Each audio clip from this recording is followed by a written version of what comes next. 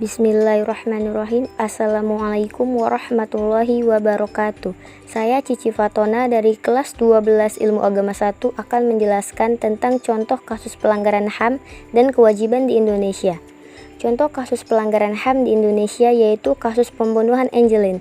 Kasus ini terjadi pada bulan Mei tahun 2015 di Denpasar, Bali.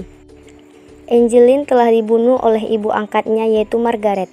Angelin mengalami kekerasan seksual yang dilakukan oleh Agus. Agus adalah orang yang baru diterima oleh Margaret untuk bekerja di rumahnya sebagai pengurus ayam dan ternak lainnya. Pemerkosaan kedua yang berujung fatal. Margaret membunuh Angelin karena berhubungan dengan harta warisan. Angelin sering dipukuli dan dimarahi oleh ibu angkatnya. Margaret tidak berniat untuk menjaga dan merawat anak angkatnya. Margaret berniat jahat untuk memperlakukan Angelin. Setelah dibunuh oleh ibu angkatnya, Angelin dikubur di belakang halaman rumah ibu angkatnya sendiri. Baiklah, langsung saja kita ke penjelasannya, yaitu bentuk pelanggaran HAM. Dari kasus ini, kita dapat melihat adanya berbagai kasus pelanggaran hak asasi, diantaranya pelecehan seksual, penganiayaan, serta pembunuhan. Kasus Angelin telah melanggar Undang-Undang Dasar 1945 yaitu Pasal 28A tentang hak untuk hidup dan Pasal 28B ayat 2 tentang hak anak untuk hidup dan berkembang serta hak untuk dilindungi dari kekerasan dan diskriminasi. Selanjutnya yaitu proses penyelesaiannya.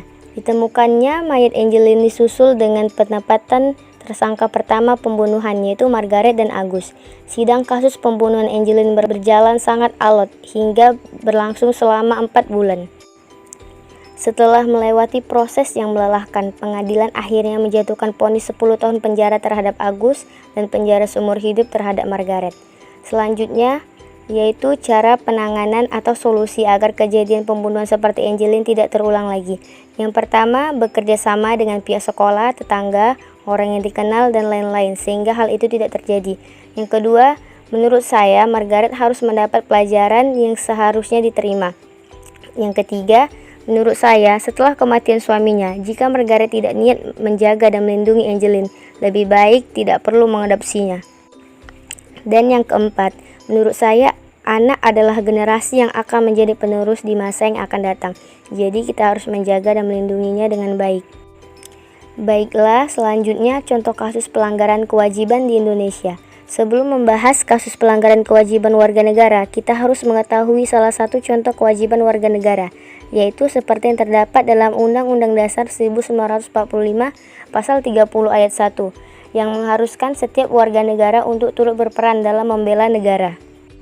Di masa pandemi ini, kita dapat melakukan bela negara dengan cara berdiam diri di rumah sehingga dapat memutus rantai penyebaran COVID-19. Namun sayangnya, beberapa warga negara tetap mengingkari kewajiban ini. Salah satunya oleh mereka yang terus keluar rumah tanpa alasan yang jelas, dan juga meningkatkan kasus COVID-19 setiap harinya.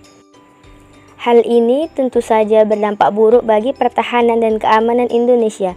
Jika semakin banyak kasus meningkat tiap harinya dan juga banyak orang yang meninggal, maka kedudukan Indonesia sebagai suatu bangsa dapat terancam. Baiklah, selanjutnya cara penanganan atau solusi untuk mengatasi penyebaran COVID-19 yaitu dengan cara 3M, yaitu memakai masker, mencuci tangan, dan menjaga jarak. Maka dari itu, kita harus dapat berdiam diri di rumah dan mencegah penyebaran rantai COVID-19 sehingga Indonesia dapat kembali normal dengan cepat. Sekian dan terima kasih. Wassalamualaikum warahmatullahi wabarakatuh.